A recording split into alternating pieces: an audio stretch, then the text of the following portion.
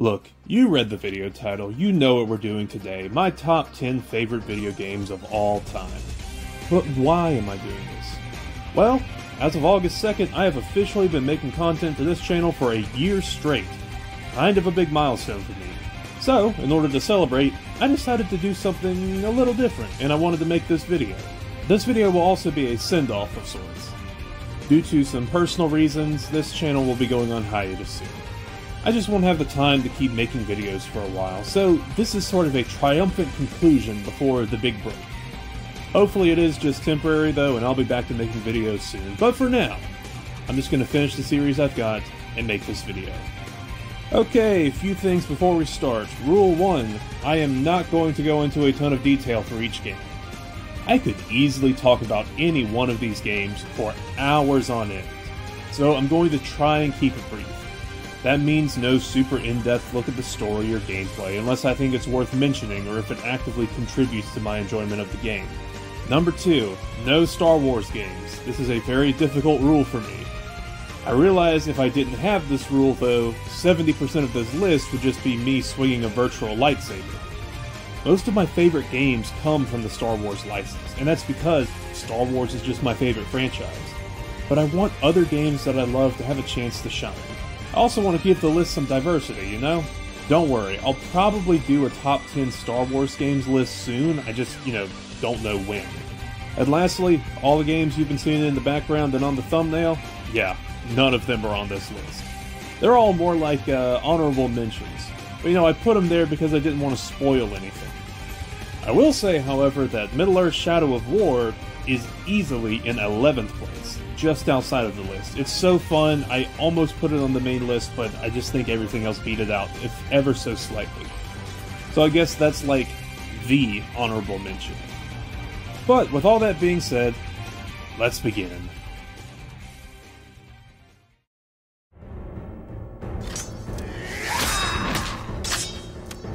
Yeah, can't imagine a ton of top 10 lists starting off with a licensed movie tie-in game. At least not a top 10 best list. And to top it all off, it was published by EA.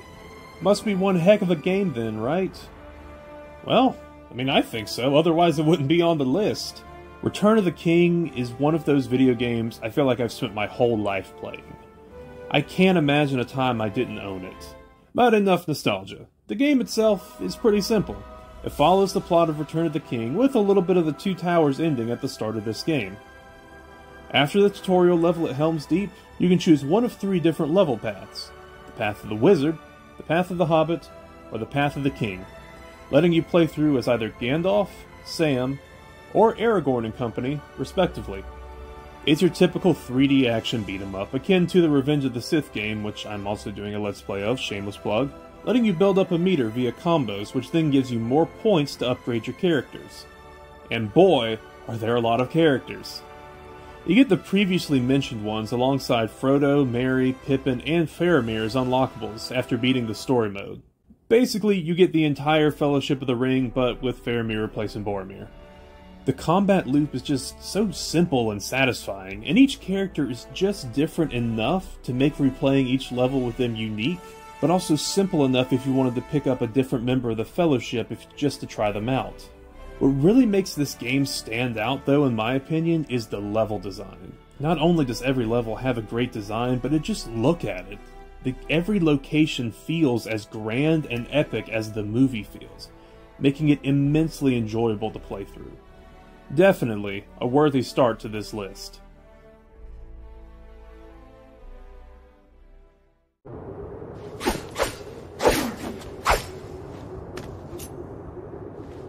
Come on, time to go.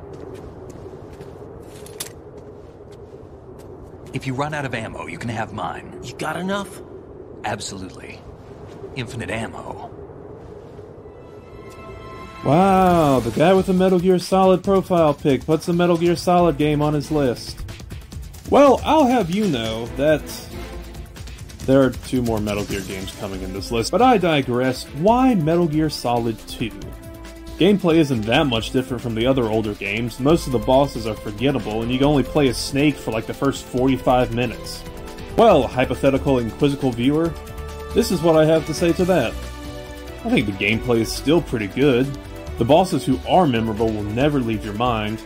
And if you've watched this video right here, then you will be very aware of my thoughts on Raiden as a character. But what really sets this game apart for me is its story and themes. For anyone who knows anything about this game, that should not come as a surprise. The game tackles the ideas of freedom, choices, beliefs, and the pros and cons that all of those have. Also, the villain's plot about information control and their critique of society has a ton of validity to it even today. Right. You seem to think that our plan is one of censorship. Are you telling me it's not? You're being silly. What we propose to do is not to control content, but to create context. The untested truths, spun by different interests, continue to churn and accumulate in the sandbox of political correctness and value systems. Everyone withdraws into their own small gated community, afraid of a larger forum. They stay inside their little ponds, leaking whatever truth suits them into the growing cesspool of society at large. The different cardinal truths neither clash nor mesh. No one is invalidated, but nobody is right. This is the way the world ends, not with a bang, but a whimper. This came out in 2001, mind you, almost 21 years ago. Now, it would take hours to explain in intricate detail, but the themes of this game even tie into the way the game was marketed. I highly recommend you look it up. Now, I do not think Hideo Kojima is a genius. If I'm being honest, I think he's a madman whose games somehow just work and are near masterpieces despite all the nonsensical crap that's in them. Also, the option to beat this game without killing anyone is just a great inclusion, especially considering how difficult that is to do. Now, I think every Metal Gear game is great in its own way, and while this one may not be the one I'm most regularly coming back to, the story is easily the most impactful and I think has the most practical message of them all. So yeah, Metal Gear Solid 2 Sons of Liberty easily makes this list.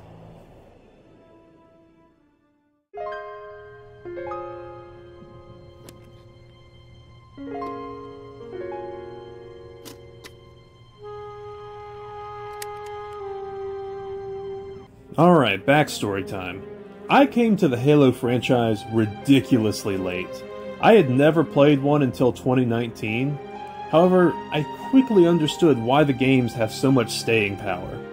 It's fun. All the games are just fun to play. But I don't know if I'd say any of the mainline series games I'd consider to be a top 10 contender. The exception might be Halo 3, possibly Reach, but I think there's just something better about Halo 3 ODST. Now, I don't think I'm covering any new ground by saying this, but the atmosphere is fantastic in this game. You aren't playing as a super soldier who can just plow through the Covenant's strongest force. You're a squad of regular humans struggling against the Army's cleanup crew.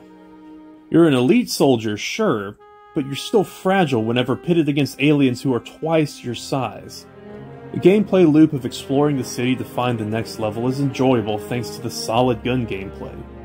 The gameplay loop for exploring the city is not just enjoyable because of the solid gun gameplay, but just the feeling you get while exploring the city. Wandering around New Mombasa at night while you try to find out what happened to the rest of your squad after being left to die has such a grandiose feeling about it. Also, just all the characters and their interactions with each other are phenomenal, by the way. But that's what you get whenever the cast is made up of the Firefly cast. They just already have that chemistry going for them. Also, did you know this game is a slight allegory of Dante's Inferno? Sorry, I've always wanted to talk about that, but just have never gotten the chance because of the type of videos I do. But yeah, when the ODST's nickname are the Hell Jumpers, fighting through levels that loosely correspond to the 9 Circuits of Hell feels perfect. It's a great game to just hop on with a small group of friends and play through in one sitting if you have a couple of hours. What can I say? It was a hell of a night.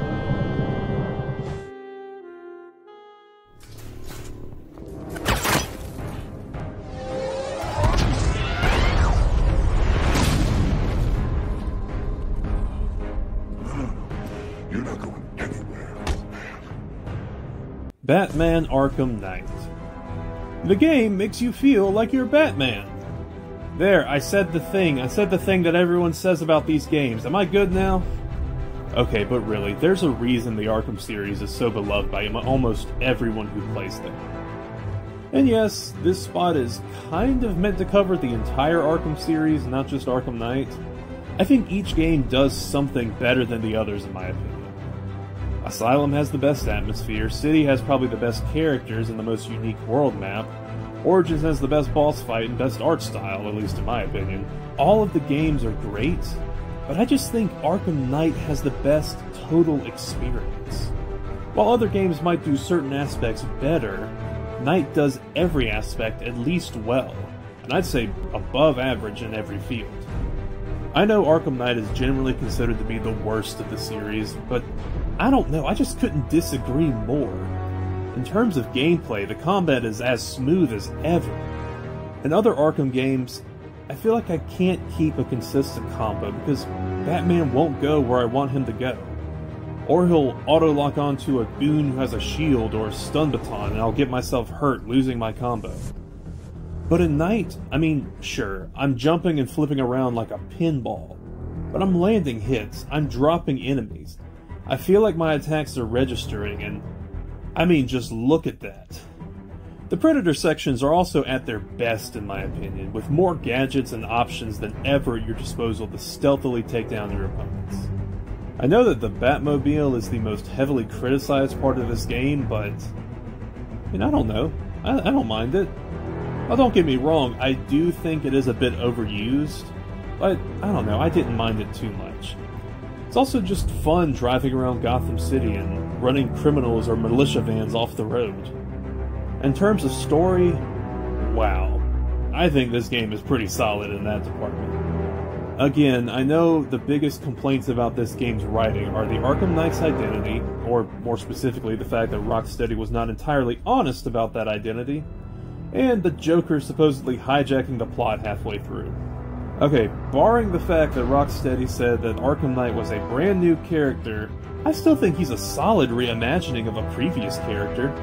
I think the story makes sense, and you know, it's a decent enough mystery, especially if you aren't familiar with the Batman mythos. And as for the Joker, guys, the whole series is about the Batman and Joker dynamic. Now, is the Joker oversaturated in media? Yes, there's always going to be another Joker, but we gotta remember that's because he's such a quality character and a great foil to Batman. Yes, he can be overdone, but I think this series is one of his best uses in my mind. And as for him hijacking the plot, if I'm being honest, I think his hijacking of Arkham City's story is way more obnoxious than both this game and Arkham Origins. But you know, I still like Arkham City, don't hear what I'm not saying. All in all, Batman Arkham Knight is the best total package when it comes to the Arkham games. At least, in my opinion. Plus, have you seen all these bat suits? Holy crap.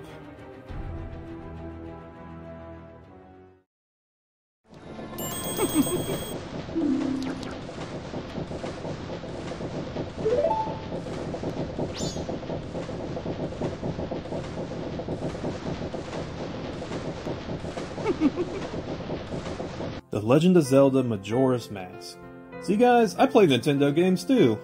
Majora's Mask is a direct sequel to Ocarina of Time, and for a while, it was overshadowed by its more successful older brother. But this game is no longer underrated, at least if you ask me. Most Zelda fans nowadays know about Majora's Mask, and give it the recognition I think it deserves. Many regard this to be the darkest Zelda entry, and while I think that's up for debate, it definitely is the most mature with its subject matter and themes. It just deals with really, really heavy stuff. It's hard to think that this game came out 22 years ago. You want to put that in perspective? 22 years before Majora's Mask, Pac-Man hadn't even hit arcade cabinets yet. Anyways, back to the game. The moon is crashing down in Termina in 3 days, and it's up to you to stop that from happening. There's only one problem though. You don't have enough time. After living through the 3 days, Link uses his ocarina to go back in time and start the cycle all over again, now armed with the more knowledge of the future. You repeat this cycle while playing through Zelda's basic dungeon and side quest formula, and finally stop the Skull Kid possessed by the titular mask. The gameplay and engine are literally the exact same as Ocarina of Time, so that basic DNA is still the same between Ocarina and Majora. Basically, if you enjoy the gameplay of one, you're probably going to enjoy the basic gameplay of the other. Where Majora's Mask differs is, well, through the use of masks, each with their own special abilities. Whether that be to provide Link with a small boost in some area, or completely transform him into some other creature. The tone of the game is also really, really depressing. There is a surprising amount of death and suffering you come across in this game. Heck, I mean, every time I reset the 3-day time limit, I couldn't help but think about how, essentially, I created yet another timeline where the world was wiped out, where I failed. And every time you complete a side quest for someone, I mean, sure, you may keep the reward, but not always the real consequences. I mean, I think of Anju and Kafei's wedding side quest, which is one of the best in the game. Actually, one of my favorite side quests across any game. I spent a whole 3-day cycle reuniting this engaged couple, only to have to leave them behind as I rewound the clock, their wedding mask being the only reminder of what I did for them. I also think this game has one of the most depressingly realistic takes on the end of the world. And everyone can see the moon is crashing, and sure, some recognize the danger, but many people are in denial. Worse than that, most just go about their daily lives as if nothing is happening, ignoring the moon or even mocking the coming disaster, only to later be found cowering where they live as they wait out their final minutes of life. It's almost sickeningly sad, but it's that feeling that pushed me to beat this game, and to find every secret it has to offer, leading to one of the most satisfying games I've ever beaten. My first experience with this game was through a YouTuber named Chugga Conroy, whose footage I've been using for this segment.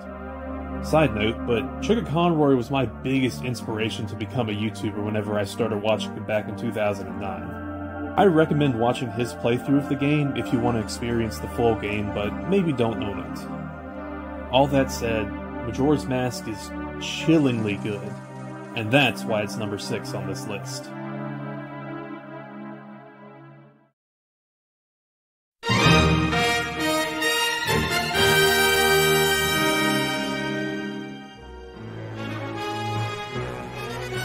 If you asked me what I thought the single most unique and creative game of all time was, I'd say Super Mario Galaxy. Probably to the chagrin of some indie gamer. But out of all of the games that I've played, I don't know, this one is just special somehow. Mario in space, simple concept, right?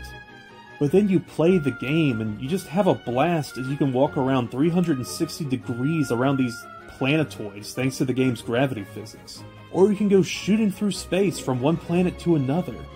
Each galaxy is colorful, vibrant, and distinct, having little of the repetition that many Mario games have with their level design.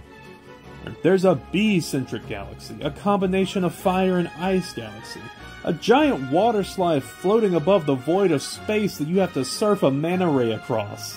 I mean, come on, you can't make this stuff up. I mean, I guess someone did to create the game, but that's besides the point. The game balances both fun and whimsy with grand epicness. The final Bowser fight might be the single greatest spectacle and fight I've ever felt playing a Mario game. You can also play as Luigi once you 100% the game, which is probably how you're seeing most of the footage. Again, credit Chugga Conroy. It's hard to really describe my feelings for this game. I honestly would say, more than any other game on this list, I recommend you track this down and play it for yourself. I think it is worth it for one of the best Mario experiences I have ever had.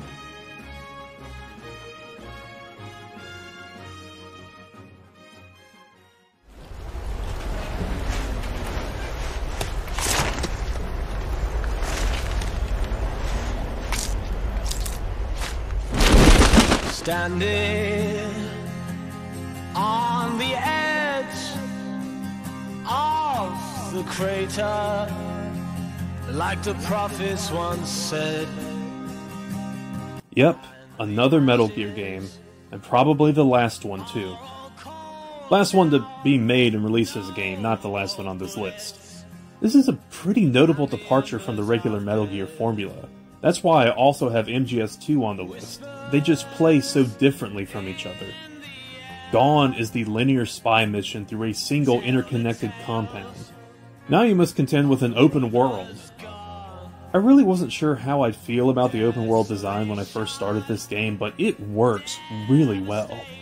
You choose one of several objectives on your map and then are inserted there by helicopter. I think it works pretty well narratively, since this is Big Boss's shift from being a Special Forces spy to the legendary soldier we see him in Metal Gear 1. There are so many new ways of approaching a mission. Go in guns blazing with incredible firepower. Take an armored truck or a tank or any of the other new vehicles that you have access to. Or, do the thing the series is known for. Stealth, which 9 times out of 10 is going to be the best strategy. Another thing it changes is the story structure. Whereas every Metal Gear Solid game before was chock full of cutscenes and a super complicated story, I'm looking at you, MGS4. 50 straight minutes of cutscene is barely a game. Phantom Pain just takes a different approach. The gameplay experience is the focus. The story is relegated to a few notable moments and a lot of cassette tapes, which thankfully you can listen to while you play the game. Or you could also listen to the 70s and 80s music, as song cassettes are probably the best collectible in any game ever. Going back to the story, I love how heavily inspired by classic literature it is. Sure, there's smaller references like Eli and his Lord of the Flies setup, but Moby Dick and George Orwell's 1984 are the biggest influences, especially on the themes. I mean, heck, the game takes place in 1984, and there's a whole cassette tape where Ocelot is talking about doublespeak. I also think the mercenary management side of the game is just simple and engaging enough to still be fun without being a hassle. Finding and hiring soldiers for the Diamond Dogs before sending them out on a mission really makes you feel like the charismatic leader of a mercenary band that Snake is supposed to be. Without spoiling anything, it also plays into one of the most devastating levels I've ever played in a video game.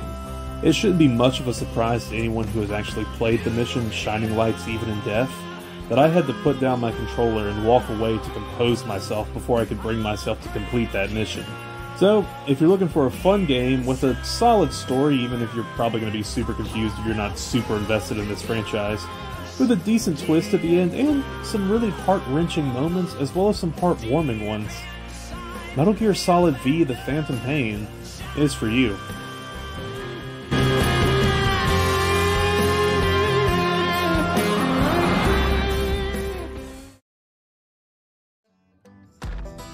Out of all the games on this list, this is the game I played for the first time most recently. Back in February, to be precise. To say I haven't even owned this game for a full year, and yet it has beat out games I've played my entire life, so much so that it is number 3 on this list, is shocking to me. But I just think Far Cry 5 is that good. The atmosphere, the gameplay, the setting, the villains, it all combines to give me one of the best gaming experiences I've ever had. I had never played a Far Cry game before this one. In fact, I didn't even want to buy this game. An old friend of mine recommended I pick it up, and I did so solely as a way to hang out with him. Fully expecting to either dislike the game or think it's just okay, whatever. Boy, was I wrong. I was hooked from the first minutes. Joseph Seed is perhaps the most terrifying antagonist in a game I've ever met. Seriously, props to whoever portrayed him and whoever wrote his character. That's not to say he's the best character by any means, but I was genuinely scared of him every time we spoke.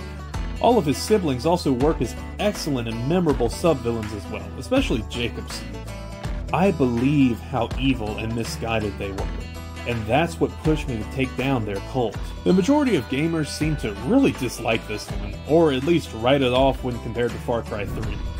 Which, personally, I think that is the most overhyped game of all time. I just don't think it deserves all the praise. But This is a video for positivity. Let's get back to Far Cry 5. The biggest complaints with Far Cry 5 seem to be the location choice, the level structure, and the painfully dated political commentary. Personally, I think the wilds of Montana is an infinitely more unique choice than a tropical island, or really any other setting, just because of how unusual that is for a game. Now, I wasn't raised in Montana, but I was raised in the South. And these people have the same temperament as rednecks. This has got to be one of the most memorable cast of side characters of all time. I find everyone in this game so colorful, they leave me laughing. Mainly because, while attempting to make these larger-than-life stereotypes, I actually think Ubisoft made some pretty spot-on impressions of backcountry folk. And I say that positively, by the way. The mission structure also just makes sense in my mind. Now, realistically, there's only about 12 to 15 main story missions, but in order to unlock them, you have to rile up the cult, which forces you out into the open world to explore and help out pockets of resistance, only then being targeted once you've ticked off the cult enough. I'm not saying that's a perfect system, I just think it works. I bought the lie. I felt like I was out there fighting against the cult and then they came after me. I just think that structure works. Now as for the commentary, oh boy, there are certainly moments that you can just tell are meant to poke fun at the US's political state under the Trump administration, and they just age the game terribly. However, I'd say most of the really obvious moments they do that are few and far between, or they're so laughably obvious that, I don't know, I didn't even think about it. Plus, I think some of the bigger issues the game tries to raise are issues that have been problems for years, and will continue to be problems for years if things don't change. Heck, after replaying this game with Austin over the past month, I'd say most of the political commentary holds just as true today, if not even more so in some degrees. But I digress. The game is spectacular, and the ending will forever be burned into my brain.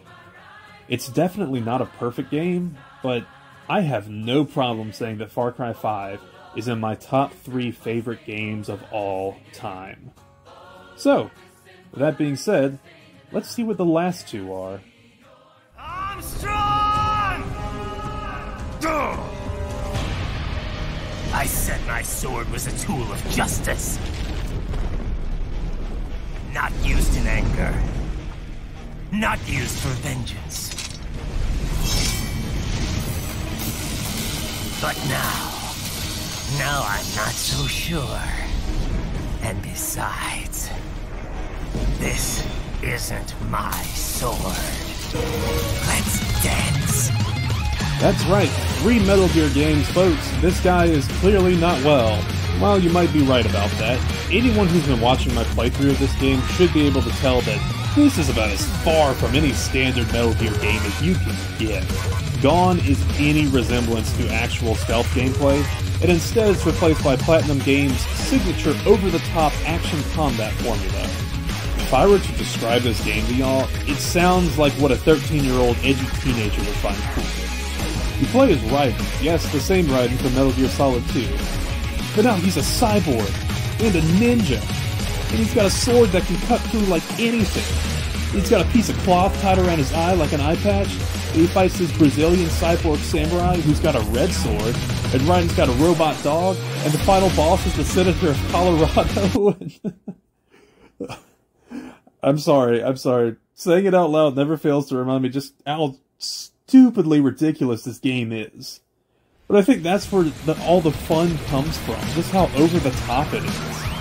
On top of the combat, which is really good, except for probably the worst parry mechanic you've seen in any video game, the biggest selling point is the blade mode, which lets you cut through just about anything and anyone with this cool slow motion effect. It's like what a lightsaber ought to do in a Star Wars game. Oh, do you feel gross about cutting some bad guy into little chunks? Good. The game tries to make you feel that way at some point. Before diving headfirst into one of the weakest justifications I've ever seen to cut up more dudes. It's awesome. I should also probably mention my thoughts on the story. I won't lie, it's not great. At the end of the game, it's really strong and kind of carries on some of the themes from the past Metal Gear games, like Sons of Liberty, but before that it's just average, with a few good moments here and there, if I'm being entirely honest. But I think that summarizes this list pretty well. A game like Metal Gear Solid 2 has an excellent story, but not necessarily the best gameplay to back it up. Meanwhile, Metal Gear Rising has some of the most fun and addictive gameplay I've ever seen, while having a fairly lackluster story. I can enjoy a game that has both, either one or the other, and that's why Metal Gear Rising Revengeance is number 2 on this list. But the number 1 game has both fun gameplay that I love, while also having a story that really makes me think. So without further ado, let's move on.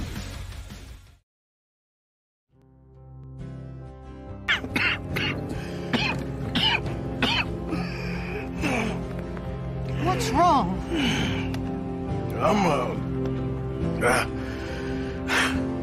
I'm dying, sister.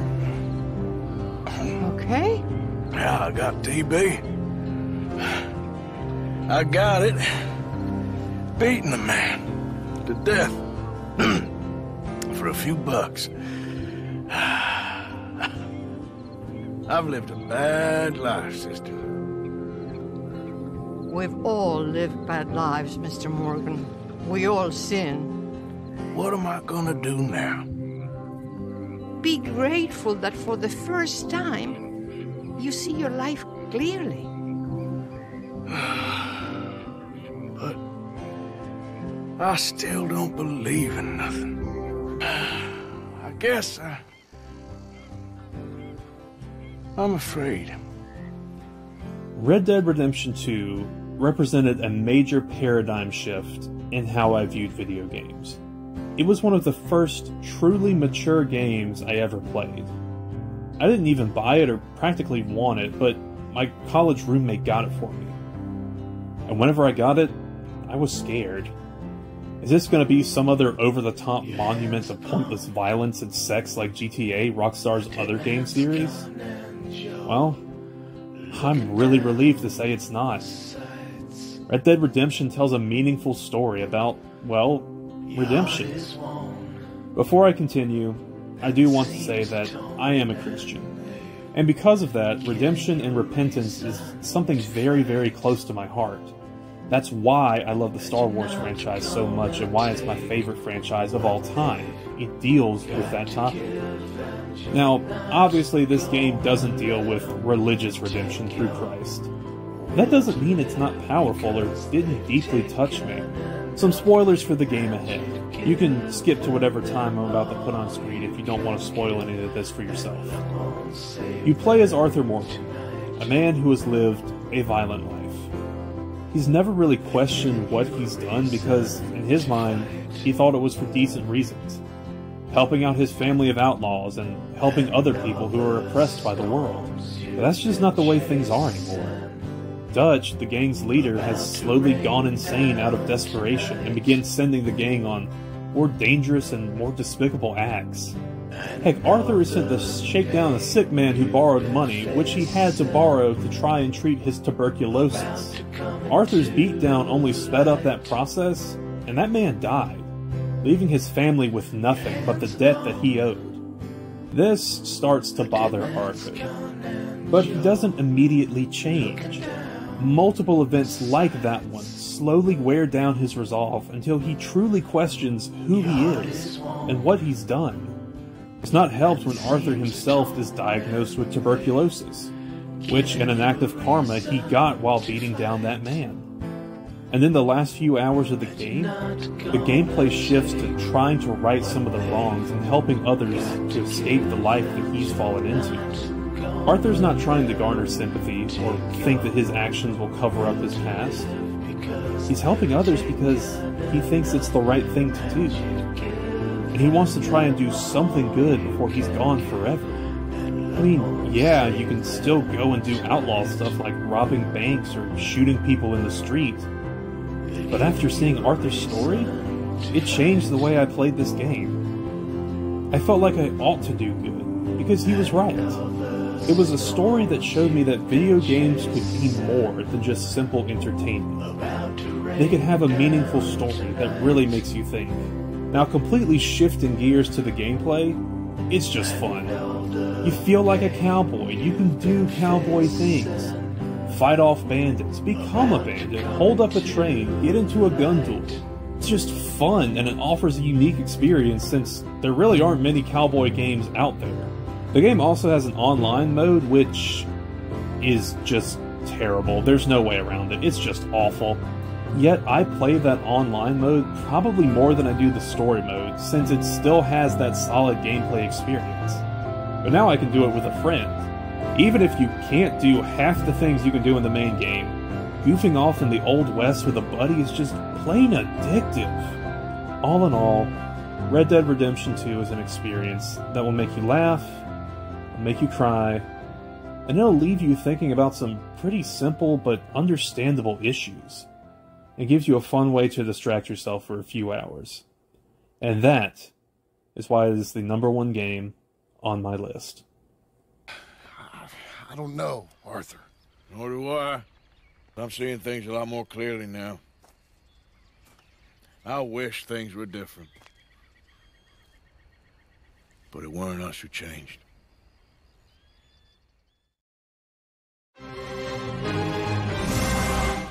And that's gonna do it. I hope you guys all enjoyed this video. Let me know if any of these are your favorite game. Or, you can tell me in the comments how trash my taste of video games is. Actually, if you want, leave a comment with your favorite game, or, I don't know, maybe your top 3 favorite games. Tell me why you like them so much, and I'll give you a shout out whenever that top 10 Star Wars games list comes out. How about that? Anyways, I'll see you guys in the next one. Bye-bye.